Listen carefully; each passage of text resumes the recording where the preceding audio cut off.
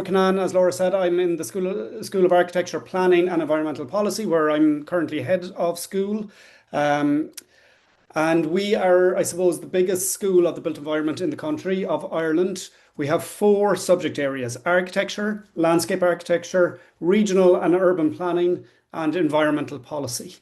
So we form a large school with diverse kind of focuses on the built environment. We have over 165 staff in the school, 600 students here on our Irish Dublin campus, with over 1,000 globally. And we're in the top 150 in the QS rankings. I have often been in the top 100. It's just not something we focused on in too much detail in recent years. UCD's campus is on the south side of Dublin City. So it's a leafy, pleasant Dublin suburb, and we're kind of have our own mini campus within the larger UCD campus. If the larger UCD campus is set in Belfield, we're in Richview, just on the edge of that, closer to the city than the rest of the campus. And it's quite a charming little campus, with our own library and our own research building, our own building workshop, and other facilities that we have dedicated to our own school. It's here built around a kind of a quad, with these trees forming that, where we all kind of gather and on a warm summer's day and sit on the steps here outside of our cafe and enjoy the kind of the community that is the School of Architecture, Planning and Environmental Policy. We also are neighbouring with the School of Civil Engineering, and we use a lot of their school teaching and research facilities as well. And the sports centre is just beyond here, where there's cafes and sports facilities, gym and a 50-metre pool and the like. And all of this area has now been developed for new sporting facilities. Our school is a big school, as I say. We have 10 programs in total. That's 3 undergraduate programs. We have 5 MSc programs, and then we have 2 professional diploma programs. So quite a lot of programs. We have undergraduate programs in architecture, city planning and environmental policy, and landscape architecture. And then we have MSc programs in architecture, urbanism and climate action, global change and landscape design, environmental policy, urban design and planning, and a master's in regional urban planning and a master's in architecture. And I'm just going to cover some of those today, and then I'll hand over to the program directors of many of those programs who'll talk about their programs in more detail. So that's our list of graduate thought programs within the school. We've over 100 plus master's students, many coming from far and wide, to study. The program the class sizes are relatively small compared to UK or international MSc programs, which I think makes for a lovely kind of teaching environment, where we can have small class projects and work together quite closely with the teachers and the program directors. A number of our programs are accredited. Not all of our MSc programs are accredited, but our undergraduate programs are accredited, and our Masters of Architecture is accredited, our Masters of Regional and Urban Planning also accredited by the accreditation boards within the built environment professions of Ireland. In architecture, those include RIBA, the Royal Institute of Irish Architects, and NAB, a North American body, and we're one of the few schools in the world who carries those 3 accreditations. And I'll just cover some of the architecture here before handing over to my colleagues from planning and landscape architecture. We are the oldest school of architecture in the country, and the most kind of well established, but a number of top architects have really graduated from our school and continue to teach in our school. We travel a lot as part of our work, a part of our studies. We get to go on field trips abroad, and as part of the MArch program, you would do exactly that. The students this year are just back from Belgium, and also I think the key to our offerings here in the School of Architecture, Planning and Environmental Policy is the closeness of our programs with research in the school. So UCD is a research-led university, a research-intensive university, where that means that nearly all academics are working on research projects as part of their as part of their job. And that really brings an awful lot of additional features, I think, to the MSc programs and to the classroom environment where our teaching is research led. So it's at a higher level, I would think, than a lot of other institutions. I myself have my own research group. It's called the Building and Climate Emergency Research Group. We do a lot of work for national policy documents, kind of looking at how the construction industry might be changed to a more sustainable construction industry, how we might operate and build our buildings to be more sustainable into the future. And I just show this as an example of kind of the research work that I do, which aligns with the environmental policy research.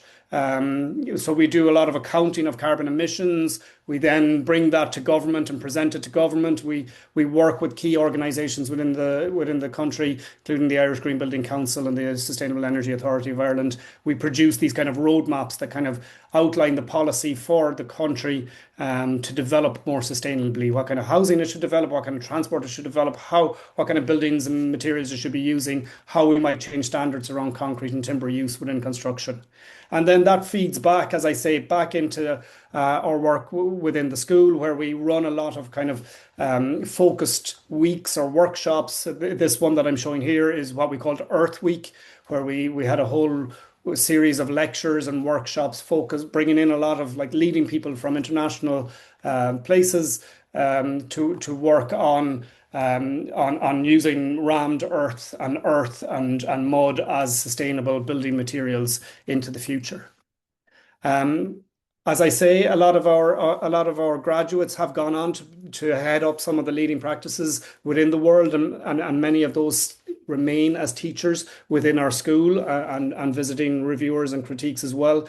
Many of you might know of Grafton Architects, who recently won the Pritzker Prize, and they won the RIBA Gold Medal Prize for their architecture. Shelley and Yvonne were both graduates of UCD and continue to be very close to the school. Our professors emeritus, John Toomey and Sheila O'Donnell, also recently won the RIBA Gold Medal Award, which is like the Oscar of architecture. And they have produced many beautiful buildings in Ireland and an increasing number worldwide.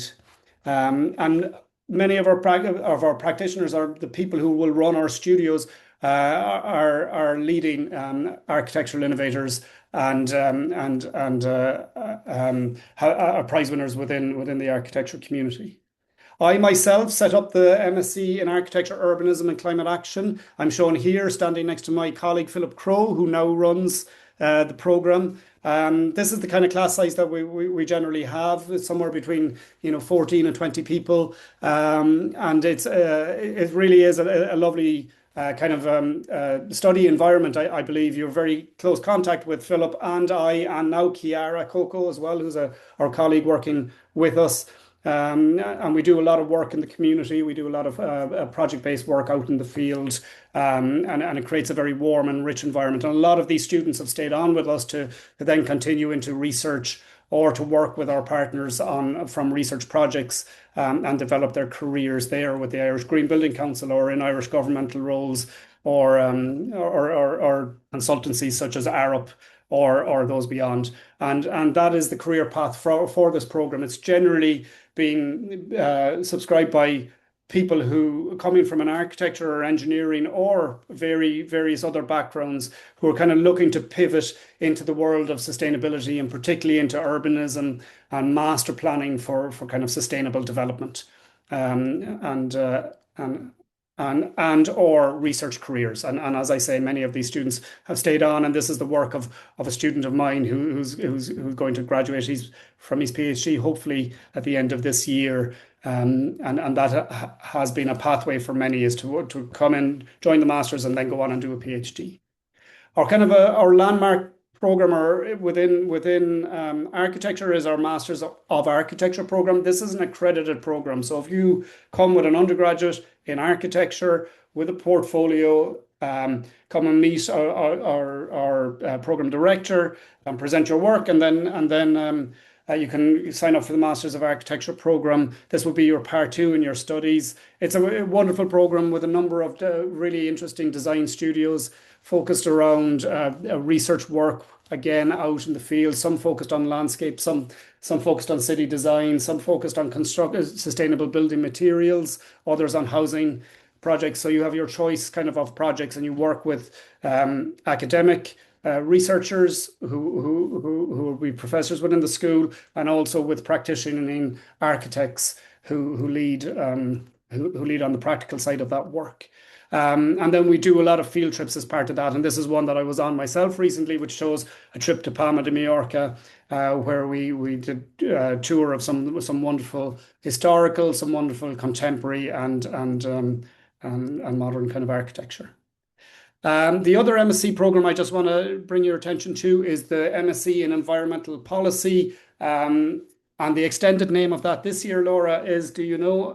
It's just slipped my mind. Sorry. It's a MSc in Environmental Policy, Strategy and Leadership. And Leadership. Thank you, Laura. Yeah. And this is a very popular MSc program. It's run by my colleagues in environmental policy. Has been run by Cara Augustenberg for a long time now, by Tenzin Melez. And it's a program that we've really enhanced in recent years, or my colleagues have really enhanced in recent years. And if you're looking to get into a place where you're affecting policy related to the built environment or natural environment, this is a program that really sets you up to know EU policy well, know national policy and international policy around environmental matters. These are the kind of modules that you'll study within that, and many of those are taken here locally within our campus, and then others across in Belfield in a high-tech kind of teaching facilities that we have there. Okay, and I'm going to hand over to my colleagues now who'll pick it up from there. So I don't know, do you have a schedule, Laura, that you'd like to work through? Or will I hand over to Jorg? Yeah, Oliver. Jorg Rakicka is our program director for our Global Change and Landscape Design program. So he's going to present next. And Jorg, I think you were just asking me if I could share my screen. So if you just bear with me there, I'll try and do that for you now. Yes, and I will just say next, please, and then it's just a few slides. Sure. So I think it's technically the best solution.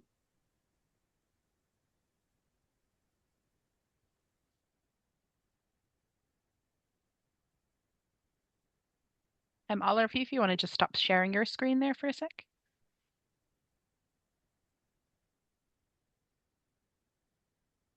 Jorg, apologies, I'm having trouble with that now. So we might move on to Linda Fox-Rogers, just our program director for our Masters of Regional Urban Planning, and then Jorg, I'll get you on afterwards once I sort your slides out.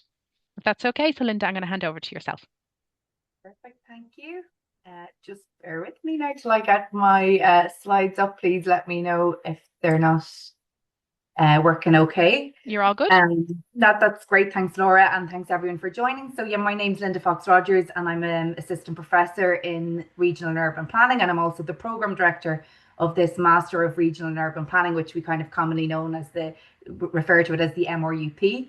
And the MRUP is the longest standing planning program in Ireland, so it has a really excellent reputation both domestically and internationally.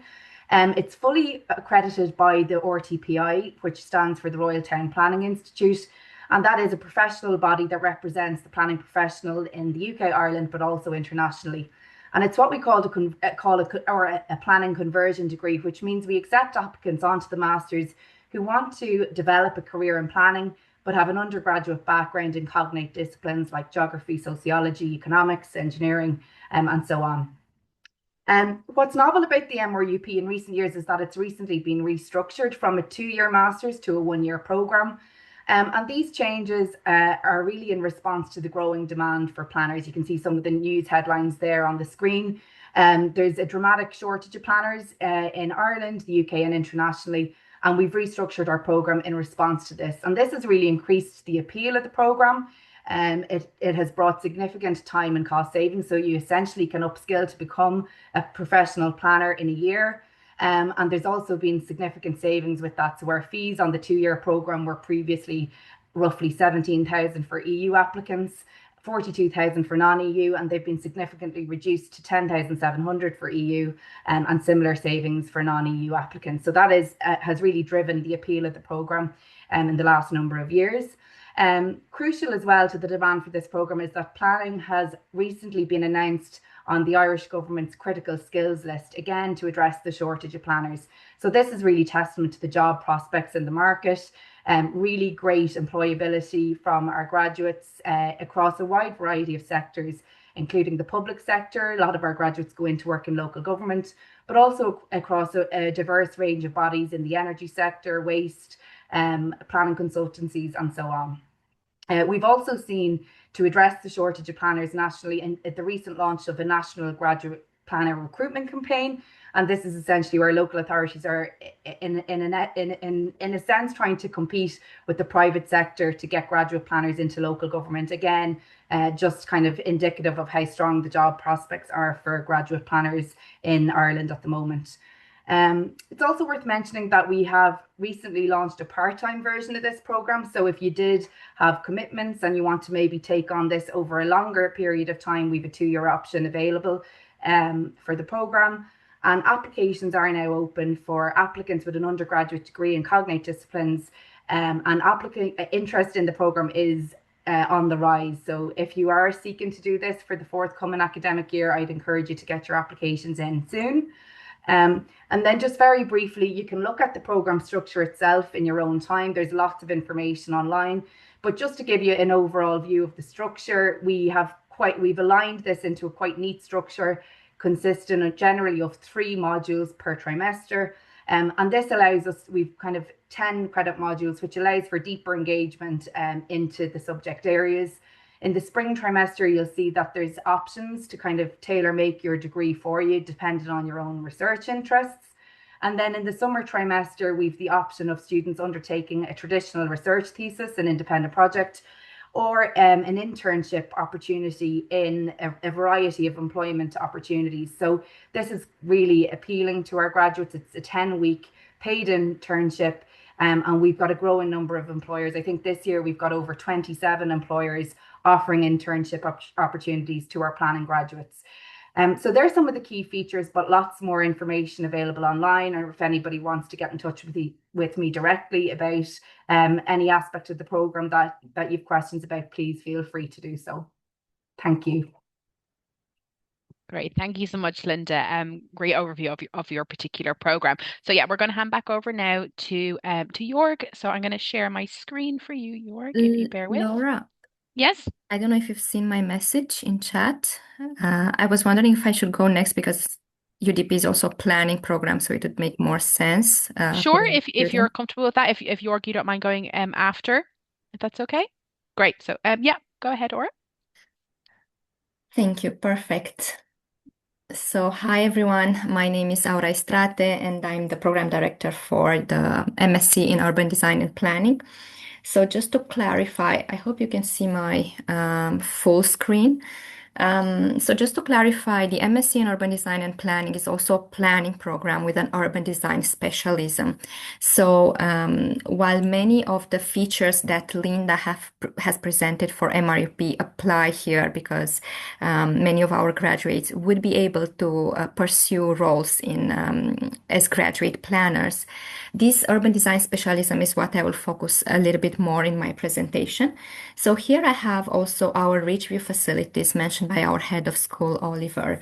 However, there are dedicated buildings for our planning program, and including for the urban design students, there is a separate and dedicated urban design studio where students can spend as much time as they want to work on their tasks. Along with other facilities such as the Ridgeview Library and the Research Hub, where we all have access. The Urban Design and Planning program is focused on what is the role of urban design in the context of planning.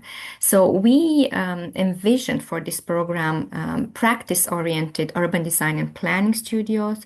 We have courses such as placemaking, conservation, and so related to the historical development of cities, but also we look into contemporary issues of resilience and nature-based solutions in built environments. So it appeals appeals to graduates from closely related disciplinary backgrounds wishing to specialize in urban design. And in this regard, we have students joining from architecture, from engineering, from planning, from even landscape architecture, or from different disciplines joining this master's. So as mentioned, it has its own urban design studios. In terms of the program structure, this is a 90 credits program, and it's organized over 3 trimesters, the autumn, spring, and summer trimester.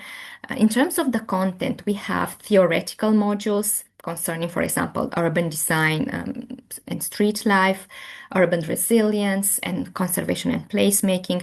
The urban design studios account for 30 credits out of the 90 credits, so they are a key feature of this program. First is a postgraduate urban design studio, and the second will be a planning, design, and development studio, really making bridges between these specialist disciplines of urban planning, urban design, and then further into development. And then we also have various workshops and tutorials on research and practice skills. At the end, you'll have the option to choose a standard thesis, a design thesis, or an internship.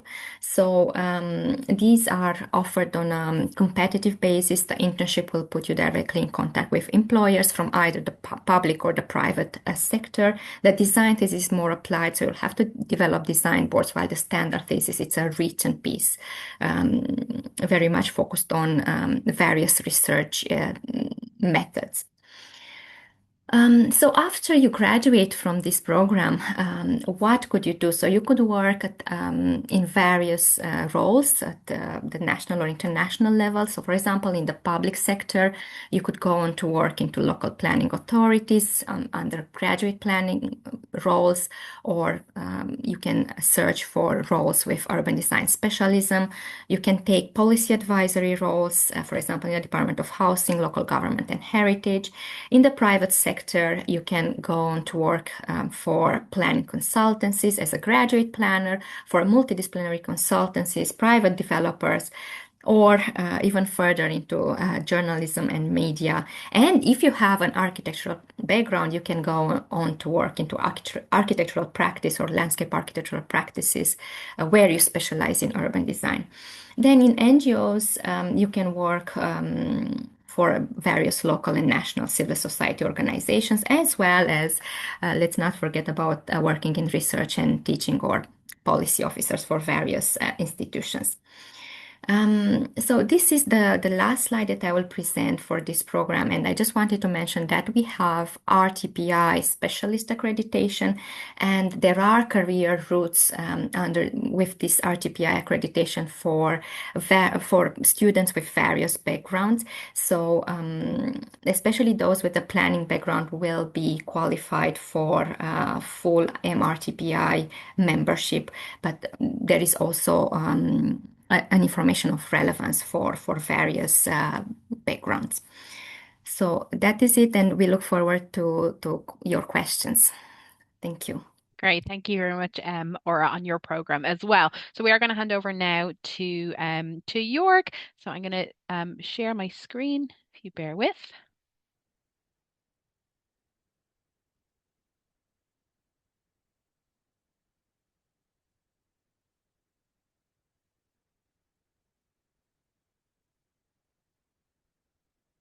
Okay, do you see that okay? Yes, great. Thank you very much, Laura. Yes, well, I'm very happy that you're also interested in the landscape program. My name, please click the next slide, please, for me, Laura. Yeah, bear with. Yeah. Yeah, hello. My name is Jörg Kitke. I worked at some places beyond UCD before I came to Dublin.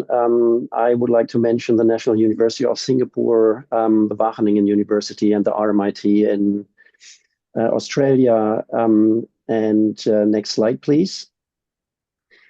And my co-director of the master's program is Philip Doran. He's a teaching fellow in our landscape school.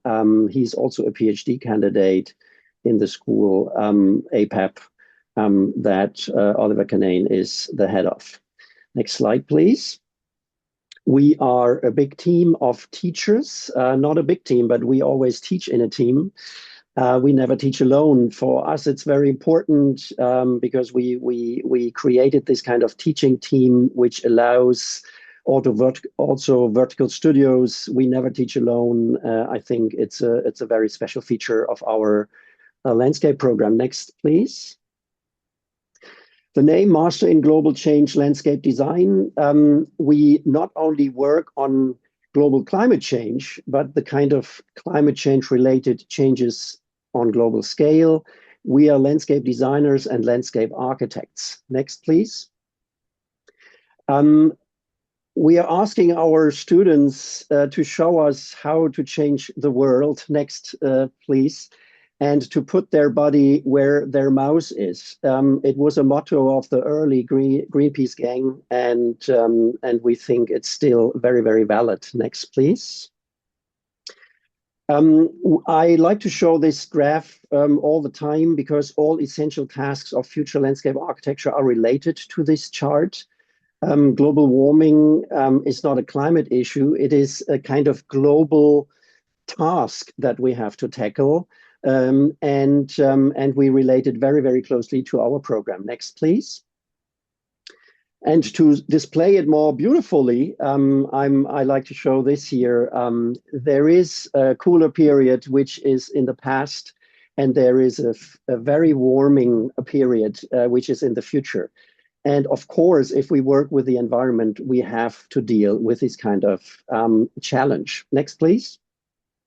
What is landscape? Next, please. Landscape is the simultaneity of the non-simultaneous, and this is what we are dealing with. Next. What is landscape architecture? Next slide, please. Unlike architectural spaces, landscape architecture spaces are not covered over, they have no roof. So we work outdoors, we are exposed to weather and climate. That's what we do. Next, please. What is a designer? Everyone designs who devises courses of action aimed at changing existing situations into preferred ones. And we take that very serious. So everyone is a designer, and you don't have to look like a designer, but you have to change the world and you have to design. That's what we do with our students. Next, please. We work, of course, with typical topics like parks, if you will. Spectacular image of the Central Park. We're interested in flora and fauna. Next, please. We also work on nature restoration. For example, a re-wetted peatland here in Ireland. These peatlands store more carbon than the Amazon rainforest does. Next, please. But of course, we are also working with the future landscapes, which are related to what we call energy transition. For example, wind energy, solar, and so on. Next, please. Which means that these future landscapes have to be created. They are not there yet. And with our designers in the program, we're working on these topics. Next. So everything we deal with is very, very large. It's not small. And that's why I'm showing this comparison between the biggest plane in the world and just one blade of a wind turbine. So these are big elements and we have to design with them. Next, please. We work in the studio, never alone, always in a collective. It's a very interactive space. Next, please. And have a look at the beautiful studio spaces that we have here at UCD in the landscape realm.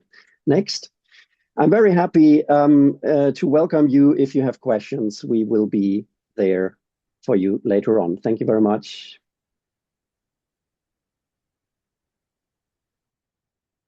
Great, thank you so much, Jorg. We are going to hand over now to one of our current students, Diego, who is currently studying our Masters of Architecture, Urbanism and Climate Action to kind of give the student experience. Diego, it's your turn.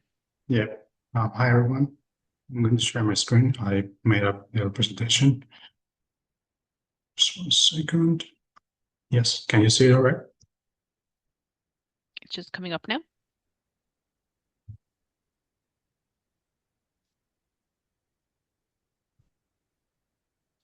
Okay, so my name is Diego Suarez. I'm part of the Masters in Architecture, Urbanism and Climate Action, and I'm from Panama. Oops. So why I chose UCD and the MOCA program was because of my interest in how cities can respond to climate changes. I come from an architecture background. I'm an structural architecture graduate, and I wanted to go beyond the building scale to understand how urban system, policy, and sustainability work at a larger scale. Some of my course experience is based on interdisciplinary approaches. It's not only design, it's not design focus, but also data analysis, policy frameworks, and environmental systems. You get to work in real world scenarios, and the outcome you get is relevant and practical. So here I have some images of past classes where I'm presenting and some of the infrastructure where you give classes. Also, the teaching and class experience is based on discussion, critical thinking, and participation. And this participation is very important because coming from different backgrounds and having a lot of diversity really enriches the conversation and gives the best outcome of the class.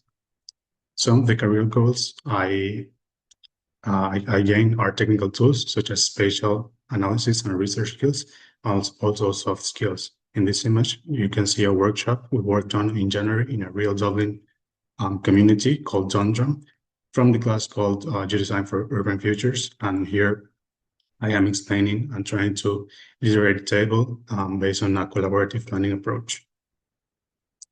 Some supports at UCD that I think are really useful are the Careers Network, which its purpose serves for networking, CV preparation, workshops, and you can access it online or in person. Also, the lecturers and the academic advisors are really important as they could help you with mental health and also writing support centers, and they're really helpful in class also. And the administration has been really helpful. All the processes were really smooth when I was trying to get into UCD, especially the UCD global team, because I'm coming from an international background. And settling into Ireland and UCD. Dublin is a very welcoming city. It has a lot of great amenities. Here in the first picture, you can see Phoenix Park, which is a really good place to go if you come to Ireland. The second image is St. Patrick's Day in James Street, and the last image is part of the UCD campus near the Bluebird Cafe. And something to point is that the UCD campus has everything you need in one place. And some extracurricular activities I'm engaged in are the Spanish Society. There are a lot of different societies you can join. There's Film Society, Spanish Society, very different societies. And they host activities every week. For example, churros Monday or Tuesday, whichever day is it. And also some of the things I like to do in between classes. I have like 3-hour gaps. I just use this time to go to the UCD team. They have excellent facilities. That's it for me.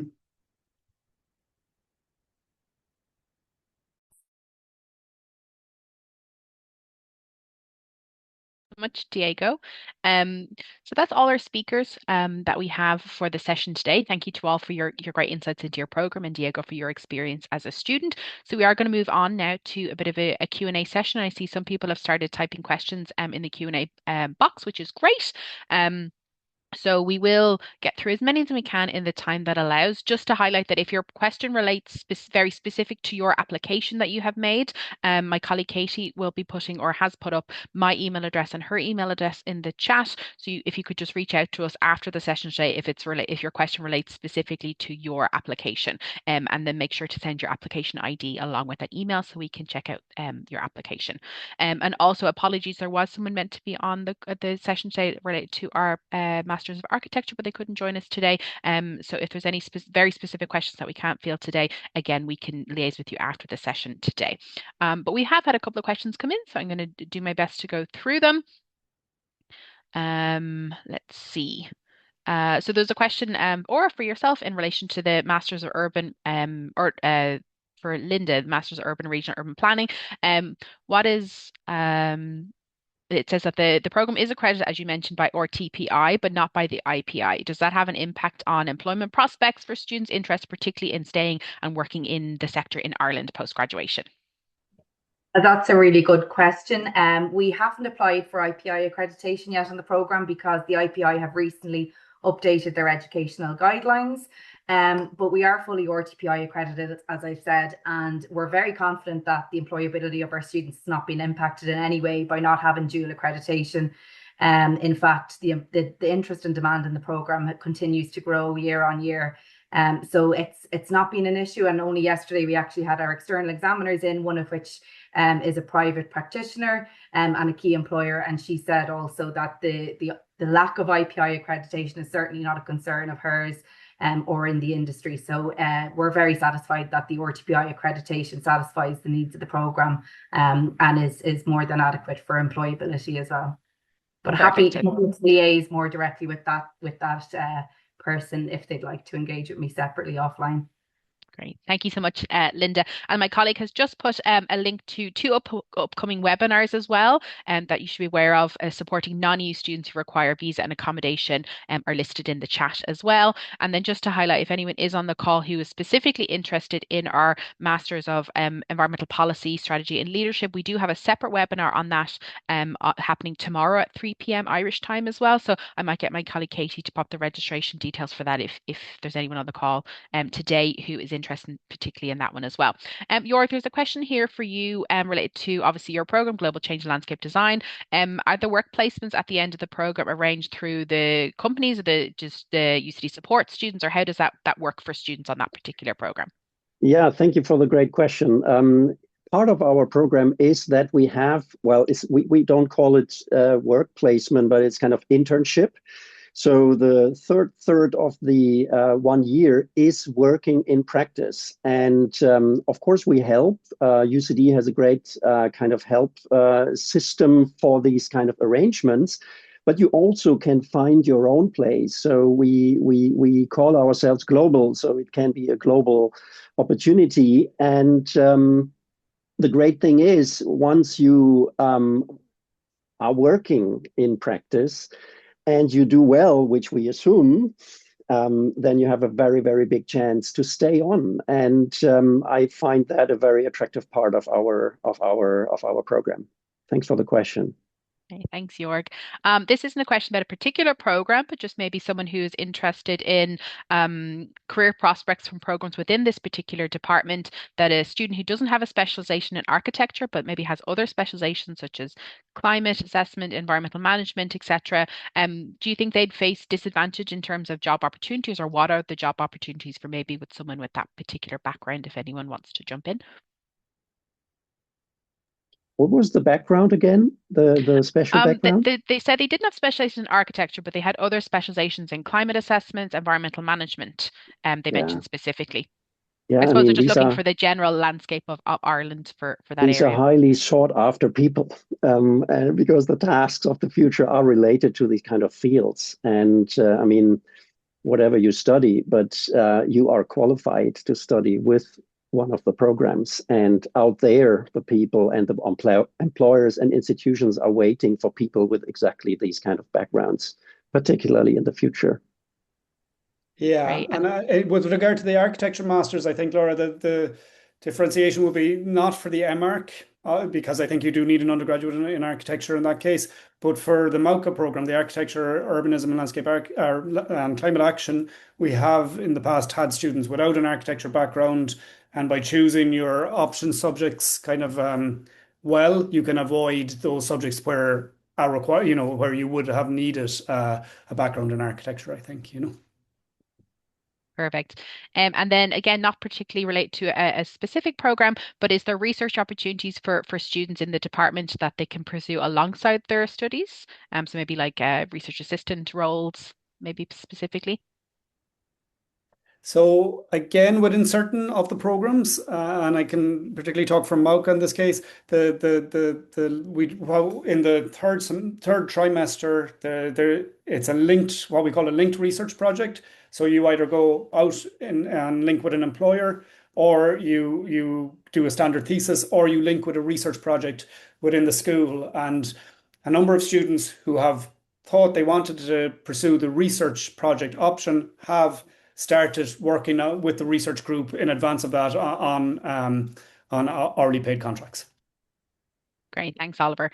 And then as someone joining us today has a background in interior design, would any of your programs particularly suit someone with that background? Obviously, without knowing too much about them.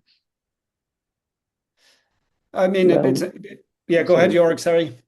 No, just, I mean, we have applicants who come from this field, and I think in all cases we accepted them for an intake, because if you are a talented designer, then you have a kind of basis which is suitable for many, many other programs as well. I think I can speak for everyone here. Thank you. Great, thank you.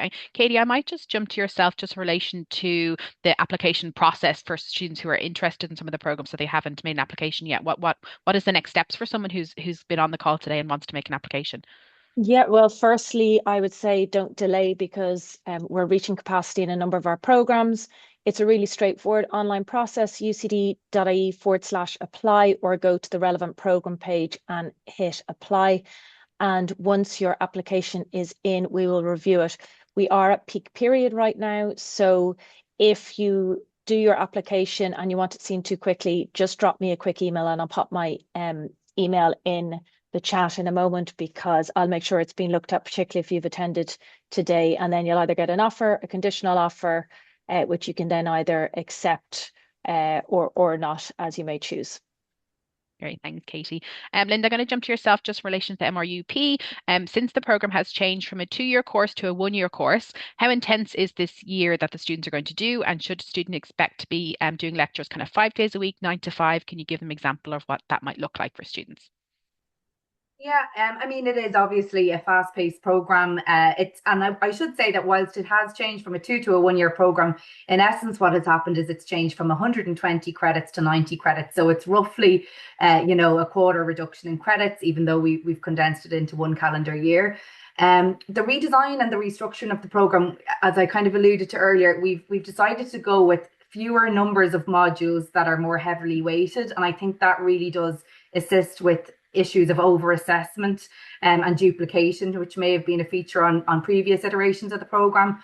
And it seems to be working very effectively. And in terms of kind of time commitment, again, it's always subject to change, and timetabling is an ongoing issue. But generally, we like to condense the teaching into 3 working days. So at the moment, our contact hours are on a Tuesday, Wednesday, and Thursday. And this seems to be really appealing to our students, because it allows them to maybe stay on part-time accommodation in Dublin, maybe with family or friends, or pick up some part-time work as well, because we are very conscious of the cost of living issues and accommodation issues on our students. So insofar as possible, we're hoping to keep that structure.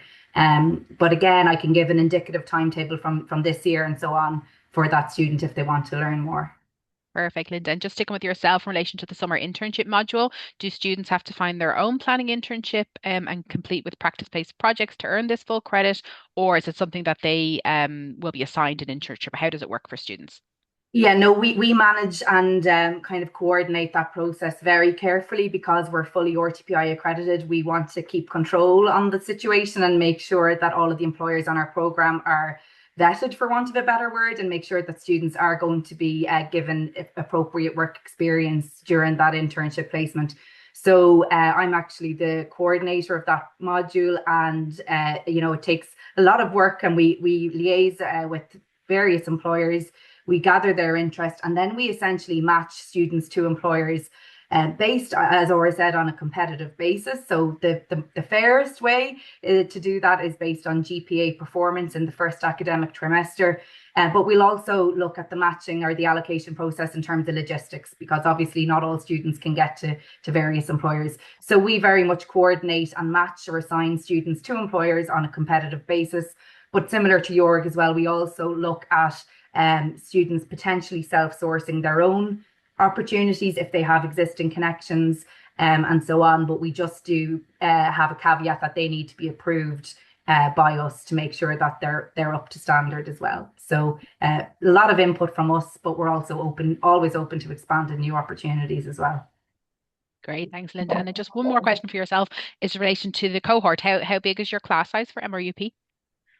So this has changed quite considerably over the last couple of years, because we've had growing demand in the program. So we used to have roughly 20 students across an accelerated pathway. That would be students who've come in from an undergraduate route and direct entrance.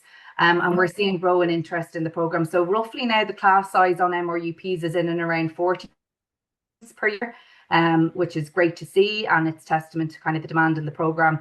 So roughly speaking, you'll have 40 students in class on the MRUP, but sometimes there are shared across other programs. So for instance, some of the modules are shared with Aura students in the urban design pathway, and also Philip Crow's MOCA students as well. So there's lots of opportunities for, interdisciplinary learning and meeting students from other student cohorts and programs as well.